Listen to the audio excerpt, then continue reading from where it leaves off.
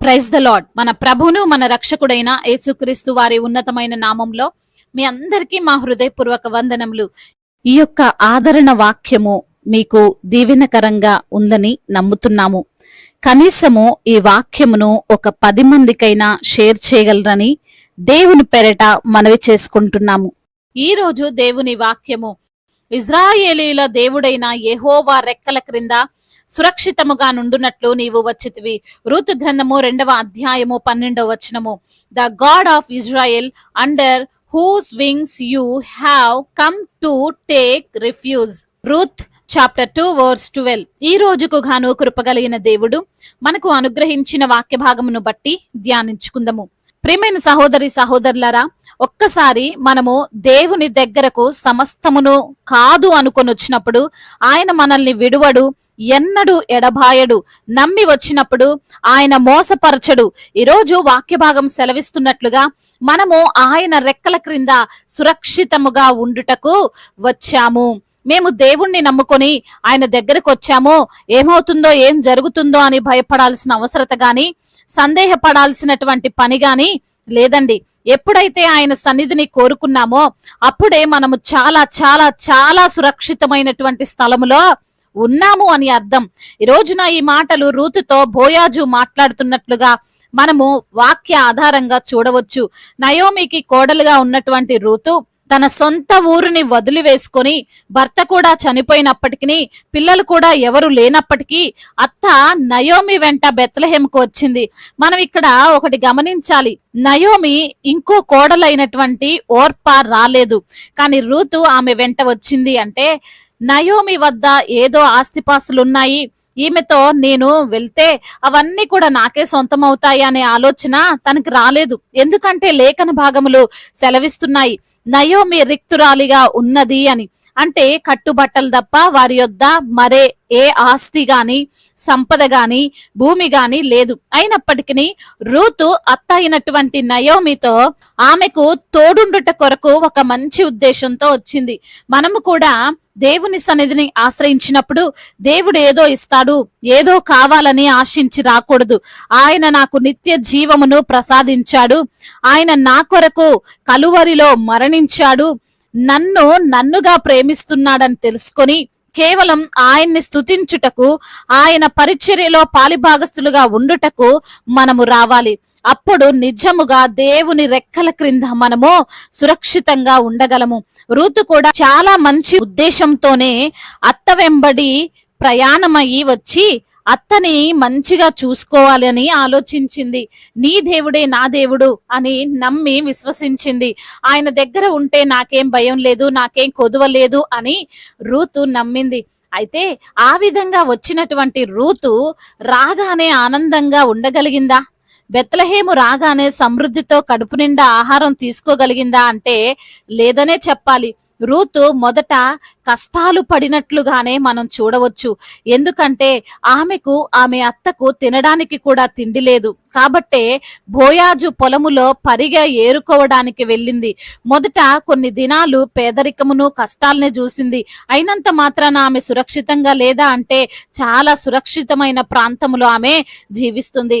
బహుశా ఆ పేదరికాన్ని బట్టి రూతు హృదయంలో అనుకొని ఉండొచ్చు, నేనేంటి పరిగేరుకోవడం ఏంటి, ఒక్క పూట తినడానికి కూడా ఈ విధంగా శ్రమ పడాలా, అందరినీ వదిలి వచ్చాను, మా ఊర్లో మా నాన్నగారు ఇంట్లో ఉంచి కడుపు నిండా ఆహారం పెట్టేవాడు కదా అని ఆమెకు ఆలోచన రాకూడదనే దేవుడు బోయాజుతో పలికిస్తున్నాడేమో. నీవు నీ జనాన్ని, నీ సొంత ఊరిని వదిలి వచ్చింది ఎక్కడికో కాదు, సర్వశక్తిమంతుని నీడకు ఆయన నమ్మి వచ్చావు గనుక నీవు సురక్షితంగా ఉంటావు. అంత మాత్రమే కాదు, నీవు ఊహించని సంపూర్ణమైన బహుమానము నీవు పొందుకోబోతున్నావు అని. ఆ విధంగానే దేవుడు రూతును జ్ఞాపకం చేసుకున్నాడు. పేదరికాన్ని తొలగించి భూస్వామి అయినటువంటి బోయాజుతో వివాహము జరిపించాడు. ఈ రోజున ఈ మాటలు వింటున్న ప్రభునందు ప్రియమైన సహోదరి సహోదరులారా, నీవు కూడా నీ కులాన్ని, నీ మతాన్ని, నీ బంధువులను, నీ స్నేహితులను అందరిని వదిలివేసి నాకు దేవుడే దిక్కు, ఆయనే నన్ను కాపాడతాడు అనే నమ్మకంతో దేవుణ్ణి ఆశ్రయించావేమో. అయితే ఆ నమ్మకాన్ని కోల్పోనీయకు. ఆయన నిన్ను క్షేమ స్థితిలో ఉంచి ఉన్నాడు. ఈరోజు నీకు ఎదురవుతున్న చిన్న చిన్న శ్రమలను చూసి చిన్న చిన్న కష్టాలను చూసి కృంగిపోకు, బాధపడకు. దేవుడు నిన్ను మర్చిపోలేదు. దేవుడు నీ ఎడల కార్యమును జరిగిస్తున్నాడు. నీవు సమస్తాన్ని వదిలివేసి యేసయ్యని నమ్మి నువ్వు వచ్చావు గనుక ఆయన నిన్ను అవమానపరచడు, నిన్ను తలదించుకునే స్థితిలో నిలవబెట్టడు. రూతు ఏ విధంగా ఆమె ఊహించని బహుమానాన్ని పొందుకుందో నీవు ఊహించని బహుమానాన్ని తప్పక పొందుకుంటావని ఈరోజు వాక్యము మనందరికీ చాలా క్లియర్ గా రుజువుపరుస్తుంది. కాబట్టి ప్రియమైన సహోదరి సహోదరులారా, భయపడకు. అందరినీ కాదనుకొని దేవుణ్ణి ఆశ్రయించాను ఏమవుతుందో అని దిగులు పడకు. నీవు నమ్మింది సర్వశక్తిమంతుడైన దేవుణ్ణి, అసాధ్యాన్ని సాధ్యపరచగల గొప్ప దేవుణ్ణి. నీవు మనిషిని నమ్ముకొని వస్తే భయపడాలి. మనుషులైతే మార్పు చెందుతారు, కానీ మనము నమ్మింది మార్పు లేని సజీవుడైన నిత్య జీవం ఇచ్చేటువంటి సృష్టికర్తను. ఆయనను నమ్మాము గనుక మనము సురక్షితముగా జీవించవచ్చు. జీవించేలాగున ఆయన మనకు అనుదినము సహాయము చేస్తాడు. దేవుడు ఈ మాటలను దీవించి మన హృదయములో ఫలింప చేయునుగాక. వాక్య భాగమును బట్టి ప్రార్థించుకుందాము. ప్రతి ఒక్కరు కూడా ప్రార్థనలో ఏకీభవించగలరు. ప్రార్థన. మహాశక్తి సంపన్నుడా, మహోన్నతుడా, కృపా కనికరములు కలిగిన దేవా, జీవాధిపతి, మీకు వందనములయ్యా, స్తుతులు స్తోత్రములు చెల్లిస్తున్నాము తండ్రి. అద్వితీయ దేవుడు, ఆలోచనకర్తవు, బలవంతుడైన దేవుడువు, సమాధాన పరిచే దేవుడు ప్రభువా. అయా మరి తండ్రి, ఈ రోజున వాక్యము ద్వారా సూటిగా తేటగా మాతో మాట్లాడారు, మమ్మల్ని ఎంతగానో బలపరిచారయ్యా.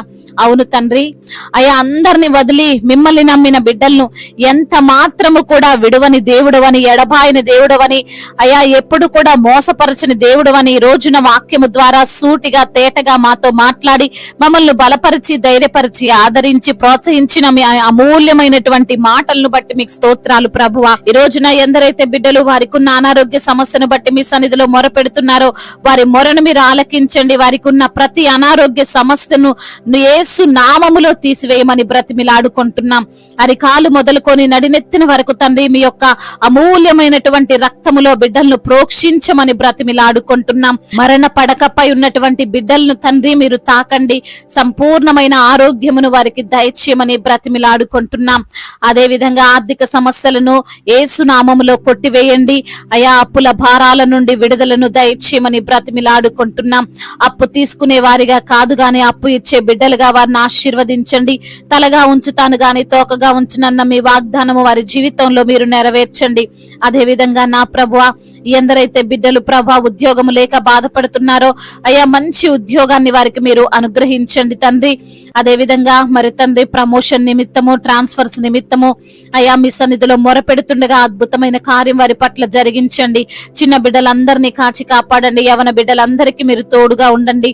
యవన వయసులో ప్రభువా మరి తండ్రి బిడ్డలు చెడు స్నేహాలకు లోబడిపోకుండా, అయా చెడు కార్యాలు జరిగించకుండా, ఆ యొక్క గేమ్స్ కి ఎడిక్ట్ అయిపోయి మరి తండ్రి మద్యపానానికి ఎడిక్ట్ అయిపోయి జీవితాన్ని పాడు చేసుకునేటువంటి బిడ్డలతో మీరు మాట్లాడండి. ఎందరైతే బిడ్డలు మరి తండ్రి వివాహ విషయాల్లో మీ సన్నిధిలో మొరపెడుతున్నారో వారి మొరను మీరు ఆలకించండి. సాటి అయిన సహకారిని వారికి మీరు అనుగ్రహించండి.